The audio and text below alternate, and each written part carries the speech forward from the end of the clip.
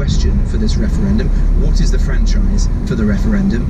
And also, against all conventions of the House of Commons and the Lords, you would need to ask the government to do a money resolution, which is to provide the finance to take this process forward, which doesn't happen under our system. So I think it's a bit more complicated than that. The government doesn't support a second referendum, and I can't see any circumstance where we would support or facilitate one. A British man has died in the Bulgarian capital of Sofia ahead of England's Euro 2020 qualifier tonight. The unnamed 32-year-old man was said to be acting aggressively, raging and threatening when he was discovered at around 10 a.m. this morning. A spokesperson for the Minister of Interior said no cause of death has been identified. The co-founder of the environmental protest group Extinction Rebellion has appeared in court, accused of attempting to disrupt flights at Heathrow Airport. Roger Hallam, who's 53, is charged with conspiring to cause a public nuisance. Meanwhile, a rabbi has been amongst those arrested today during climate change protests in London after he sat on the floor to join the ranks of demonstrators who stopped traffic. Jeffrey Newman, emeritus rabbi of the Finchley Reform Synagogue, was carried away from Bank Junction by Metropolitan Police officers when he refused to move. Paul Gascoigne's sexual assault trial has heard he very forcibly kissed a woman on the lips. Jurors were told she tried to get away from a noisy, drunk man while travelling on a train in August last year. Paul Gascoigne, who is 52, denies the charge. Our reporter Peter Harris is at Teesside Crown Court.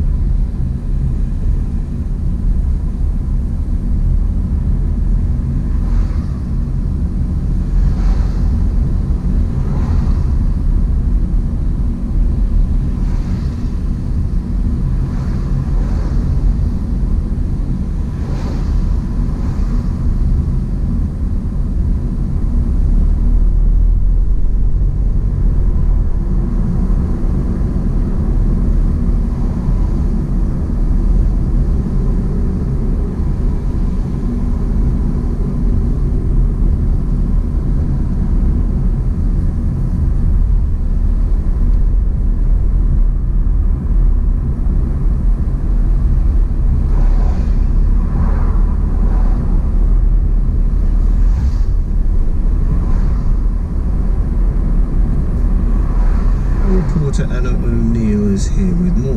Give us the background to this, Annie.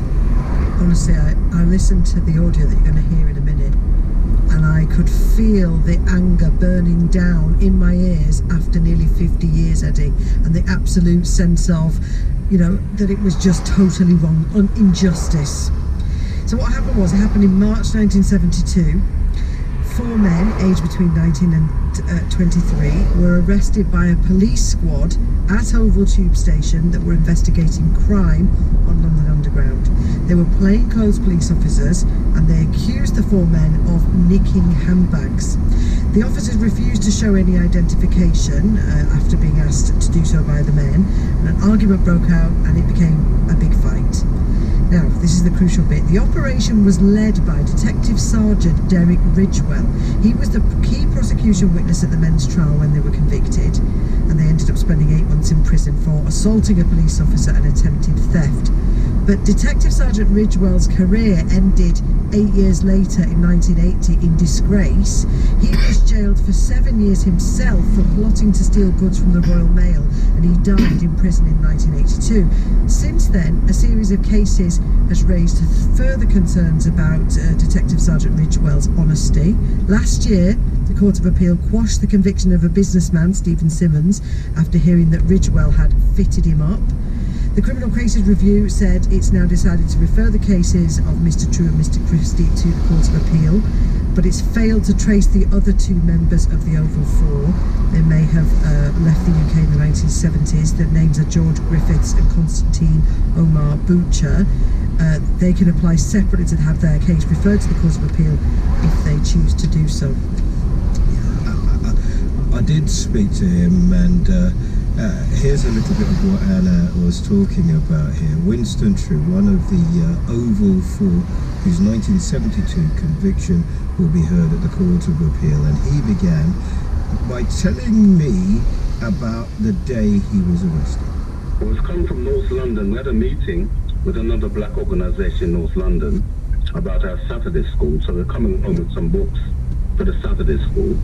We took the train, got off at the Oval Station, walked up the escalator. At the top of the escalator, these men just suddenly grabbed us, started shouting, pushing. So we said, listen, what are you doing?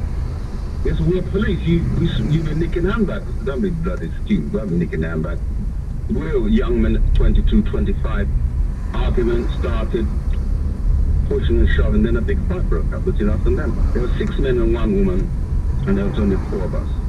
In the end, the policeman called the uniform police. They came, they overpowered us and took us to the police station and gave us a good hiding. Not only did we have to confess to the things they said they saw us doing the night. What they said they saw me do when I got to the train was I tried to pick a man's pocket on the platform. Then I tried